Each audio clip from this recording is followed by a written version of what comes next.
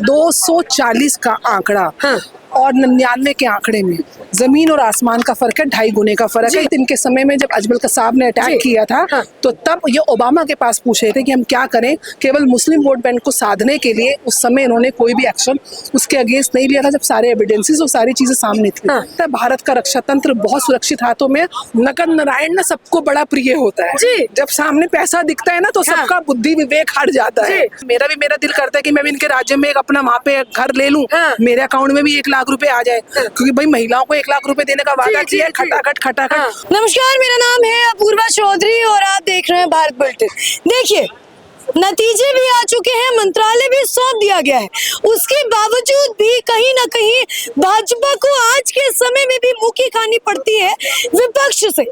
वो एक भी मौका नहीं छोड़ते हैं ये कहने के लिए कि 400 पार का नारा दिया था, अयोध्या में राम मंदिर बनवा दिया, उसके बावजूद भी आपको अयोध्या से जीत नहीं मिली और उत्तर प्रदेश में भी आपको हार का सामना करना पड़ा।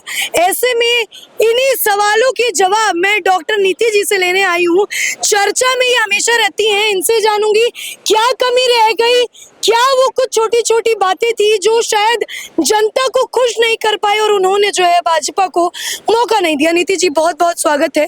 पहले सवाल से शुरू करूंगी, क्या ऐसी चीज थी जो उत्तर प्रदेश वालों को चुभ गई या अयोध्या वालों को चुभ गई, उन्होंने भाजपा को मौका नहीं दिया? बेटा, पहले बात तो आपको करेक्ट करूंगी जी, भाजपा अयोध्या नहीं हारी है, भाजपा फैजाबाद हारी है। हाँ। अयोध्या 5 विधानसभाओं में से एक विधानसभा है, तो भारत ने वहाँ पे बीजेपी ने वहाँ पे बहुमत हासिल किया है। हाँ। आपको तो पहले ये करेक्शन, ये जो नैरेटिव सेट किया जा रहा है कि अयोध्या हार गई, हिंदुओं का बहिष्कार हो, हाँ। ये नैरेटिव केवल एक जो जिहादी मानसिकता है उनके द्वारा सेट किया जा रहा है, ताकि किस प्रकार से हिंदुओं को जो बांटने की राजनीति सालों साल से होती आई है और वोट जिहाद को एक तरफ करके, ये उसी का नैरेटिव है। तो मेरा बहुत आह्वान है, ना तो भाजपा हारी है, ना ही अयोध्या हारी है, ना ही हिंदू हारा है, ना ही अयोध्या वासी हारे हैं। पहली बात। आपने दूसरा प्रश्न पूछा 400 पार का नारा देने के बाद। बेटा, 240 का आंकड़ा और 99 के आंकड़े में जमीन और आसमान का फर्क है, 2.5 गुने का फर्क है। ये सिंपल गणित है, ये आप भी जानते हैं। इंदिरा गांधी 1977 में जब हारी थी, तब 156 उनके पास संख्या थी। उसके हिसाब से लगातार 3 बार कांग्रेस 44, 52 और आज 99 2 अंकों तक सिमट के आ गए। तो मैं बोलूंगी कि कांग्रेस ने हैट्रिक लगाई है अपनी वर्स्ट प्रदर्शन की। ये उसके बाद जब आपने पूरा इंडिया अलायंस बनाया। दूसरी बात, आप लोग बोलते हैं कि एक सरकार कमजोर है। 72 मंत्रियों के साथ ये 2014 और 2019 के कंपैरेटिवली सबसे ज्यादा मंत्री इस सरकार में है, 61। ये इनको लग रहा था कि भाजपा समझौता कर रही है, भाजपा ने कोई समझौता नहीं किया। 61 मंत्री बीजेपी के हैं, 11 मंत्री घटक दल के हैं। और उसके बाद भी चाहे जितने भी मेन पोर्टफोलियोज हैं, चाहे रक्षा मंत्री है, होम मिनिस्टर है, वित्त मंत्रालय है, और ट्रांसपोर्टेशन का नितिन गडकरी जी का, अश्वनी वैष्णव जी का रेलवे मंत्री है, तो ओवरऑल जो जितने भी मेजर मंत्रालय हैं जिससे एक देश की एक मजबूती दिखती है, तो वो मजबूती के साथ भाजपा अपना काम कर रही है। और घटक दल नीतीश जी, चंद्रबाबू नायडू जी को आज चीफ मिनिस्टर भी बनाया गया आंध्रा का, तो पूर्ण रूप से। और इस चुनाव में भाजपा वहां भी जीती है जहां उसका अस्तित्व नहीं था। ओडिशा क्लीन स्वीप में, आंध्र प्रदेश क्लीन स्वीप में अपने घटक दल के साथ, यहाँ तक कि तेलंगाना में भी वोट बैंक डबल हुआ है।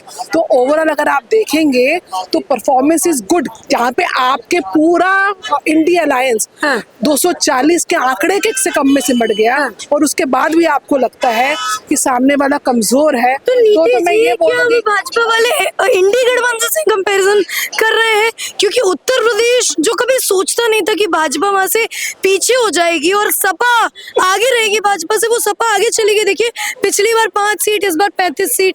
तो कहीं ना कहीं भाजपा से ज्यादा भरोसा तो समाजवादी पार्टी पर है जनता का। सबसे पहले तो सपा के नेता को बहुत बहुत बधाई जी कि उनकी परफॉर्मेंस अच्छी रही। जो बधाई के पात्र हैं, बधाई के पात्र। जहाँ तक यूपी में कम वोट बैंक का है, तो उसमें जरूर योगी जी ने भी बोला है, मंथन और विचार विमर्श की आवश्यकता है। ये मेरा व्यक्तिगत आंकलन है कि सिलेक्शन ऑफ कैंडिडेट्स जो है वो बहुत जो डिजर्विंग थे उनको नहीं मिला है। दूसरा एक कारण है बहुत ज्यादा डिपेंडेंसी मोदी जी और योगी जी के कंधों पर, और जो वहाँ के जो लोकल जो सांसद थे उन्होंने उस प्रकार से मेहनत मैं समझती हूँ, जी। तो चयन में भी और उनकी मेहनत में भी सारा दारोमदार इन दोनों के कंधों पे डाल दिया। और तीसरी तरफ जो मायावती नहीं परफॉर्म कर पाई और पूरा जो एक जिहादी मानसिकता का वोट बैंक है वो एक तरफ हो गया और उसका इन दोनों घटक दलों को फायदा हुआ, तो उनकी परफॉर्मेंस को और कहीं ना कहीं जो पीडीए का नैरेटिव सेट करने का प्रयास करते रहे लोग उसमें आए। लेकिन आज अगर मंत्रिमंडल आया है तो आपने देखा है कि एससी ओबीसी वर्ग, एसटी वर्ग, पिछड़ा वर्ग, महिलाएं वो सशक्त तरीके से नए मंत्रिमंडल में अपना योगदान दे रही हैं। तो निश्चित रूप से भाजपा उस पर मंथन और चिंतन करेगी कि क्या ग्राउंड रियलिटी है। और क्योंकि ऐसा भी, क्योंकि मैं अयोध्या भी रही हूँ, मैं बनारस भी रही हूँ, मेरे को ऐसा लगता है कि जो वहाँ की लोकल जनता है, विस्तार हुआ है, विकास हुआ है, आर्थिक रूप से प्रबल हुआ है, लेकिन जो जब भी एक डेवलपमेंट का फेस आता है तो वहाँ पे लोकल जनता को कहीं ना कहीं अनईजीनेस होती है। उसका भी कहीं ना कहीं प्रभाव देखने को मिला है लोकल मुद्दों पे। आपको क्या लगता है, एक समय हुआ था पुलवामा के बाद अब बैक टू बैक 3 हमले होते हैं। रियासी में आतंकवादी हमला होता है, जम्मू में डोडा हमला होता है और अभी कठुआ में होता है। तो विपक्ष क्या लगता है एक मुद्दा ये भी उठाएगा कि भाजपा ने आते ही देखिए कहीं ना कहीं आतंकवादी हमला करा दिया, कहीं अपना गुस्सा वहां निकाल दे, ये मुद्दा उठ सकता है? क्या लगता है? बेटा देखिए, यूपीए की सरकार थी 10 साल, जो यहाँ जहाँ कनॉट प्लेस में और आप खड़े हैं, शांति से खड़े हैं, यहाँ जगह जगह बोर्ड लगे रहते थे कि संदिग्ध वस्तु को हाथ ना लगाओ, बम हो सकता है। यही दिल्ली में, मुंबई में, ट्रेनों में, बसों में जगह जगह बम फटते थे। आज अगर देश के अंदर उग्रवाद और इस तरीके की हादसे कम हुए हैं तो कहीं ना कहीं देश को सुरक्षित हाथों में ही हमने दिया है। दूसरी तरफ आपने बोला पुलवामा का अटैक, पुलवामा के अटैक के बाद जो सर्जिकल स्ट्राइक्स हुई थी, एयर स्ट्राइक बिना किसी कैजुअलिटी के साथ, या अभिनंदन, विंग कमांडर अभिनंदन जब पाकिस्तानी सीमा में हुआ था, बाइज्जत वहाँ के चीफ, आर्मी चीफ ने कांपते हुए वहाँ की संसद में बोला था कि इसको वापस कर दो वरना पाकिस्तान का वजूद खत्म हो जाएगा। तो ये आज वो ताकतवर भारत है जो जहाँ पे जिसकी तरफ कोई उंगली उठा के नहीं देख सकता। दूसरी बात, इनके समय में जब अजमल कसाब ने अटैक किया था तो तब ये ओबामा के पास पूछ रहे थे कि हम क्या करें, केवल मुस्लिम वोट बैंक को साधने के लिए उस समय इन्होंने कोई भी एक्शन उसके अगेंस्ट नहीं लिया था जब सारे एविडेंसेस और सारी चीजें सामने थी। तीसरी बड़ी बात, अगर आज ये अटैक हुआ है तो निश्चित रूप से भाजपा जानती है कि पाकिस्तान को क्या जवाब देना है। पाकिस्तान आटे आटे को मोहताज है। पीओके में भारत का तिरंगा लहरा रहा है। पाकिस्तान ऑक्यूपाइड कश्मीर, जिन्होंने कांग्रेस ने अपने समय पर वो जमीन जो भारत की उनको दी, चाहे सियासी चीन को दी, चाइना को जो हिस्सा दिया, या जिन लोगों ने चाइना के साथ एमओयू साइन किया, ये उनको बताने की आवश्यकता है कि आज उसी पाकिस्तान ऑक्यूपाइड कश्मीर में वहाँ की जनता तराई तराई मान है, वो भारत के साथ विलय होना चाहती है। आज उसी लाल चौक पे तिरंगा लहरा रहेगा, कभी पाकिस्तान का झंडा लहराता था।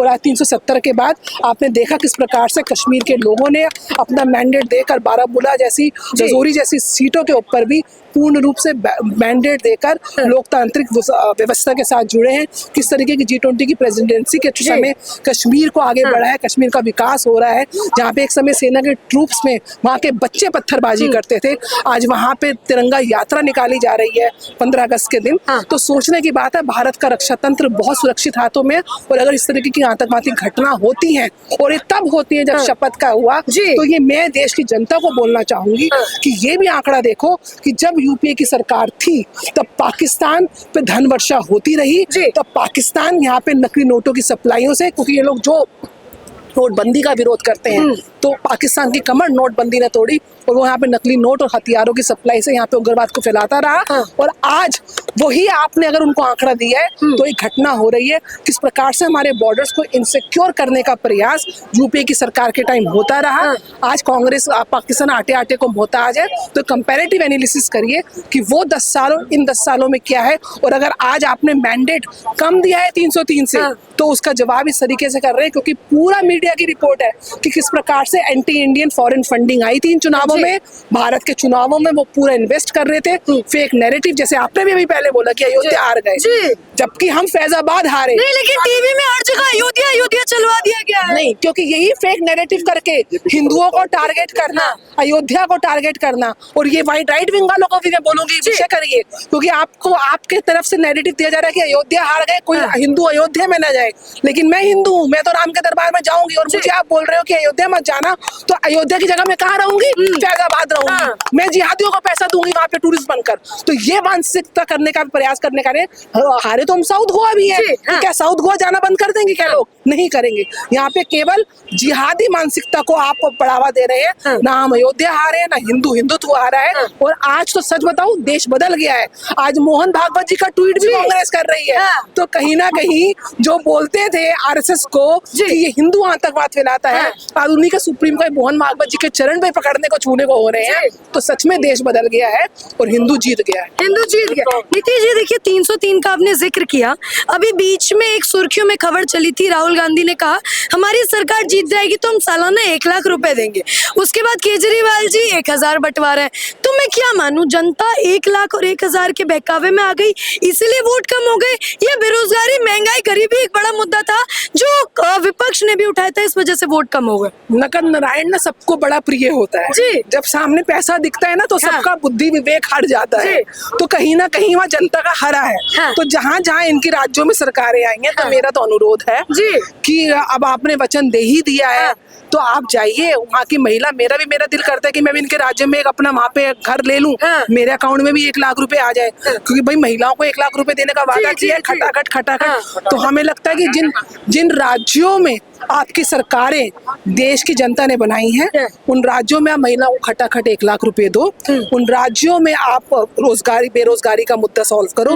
उन राज्यों में डीजल पेट्रोल सस्ता करो, तो हम माने। नहीं तो हम तो ये भी जानते हैं कि जब इनकी हिमाचल में थी सरकार, तो उसके बाद भी हिमाचल में सबसे ज्यादा रोड टैक्स और सबसे ज्यादा पेट्रोल के और डीजल के रेट्स थे।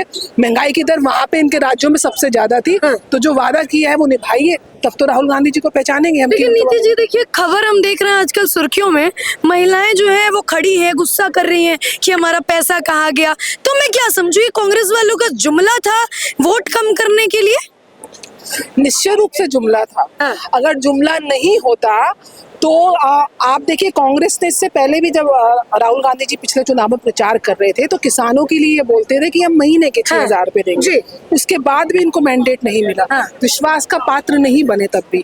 आज अगर कहीं कुछ स्टेटों में विश्वास का पात्र बने, जिसके लिए मैं बार बार बोल रही हूँ कि फेक नैरेटिव सेट किया गया, फॉरेन मीडिया से इन्वेस्टमेंट ली गई है और पूरा उसके डेटा सामने है कि किस प्रकार से भारत के चुनावों में जो भारत विरोधी ताकतें हैं, चाहे चाइना है, चाहे अमेरिका है, चाहे पाकिस्तान है, उन लोगों को, या खालिस्तान है, खालिस्तान के खुद पन्नू ने बोला कि 300-350 करोड़ से ऊपर 136 शायद करोड़ में आंकड़ा में, अगर मैं स्किप कर रही हूँ, कि मैंने केजरीवाल को फंडिंग करी। तो किस प्रकार से खालिस्तानी फंडिंग, एंटी भारत की फंडिंग लेके यहाँ पे नैरेटिव सेट करने का प्रयास किया गया। संविधान की हत्या हो गई, ईवीएम हैक हो गया, इलेक्शन कमीशन बिक गया। तो इलेक्शन कमीशन बिक गया तो ये रिजल्ट कहाँ से आता? आप इतने राज्यों में कैसे आते? तो सबसे पहली बात, सब दूध का दूध पानी का पानी इन चुनावों में हो चुका है। और अगर आपने फेक नैरेटिव सेट किया है या आपने कुछ वादे करे अपने मैनिफेस्टो में, तो ये आपका टाइम है, आप अपना विश्वसनीयता प्रूव करो। नहीं तो आने वाले चुनाव में देश की जनता उनको आईना दिखाएगी।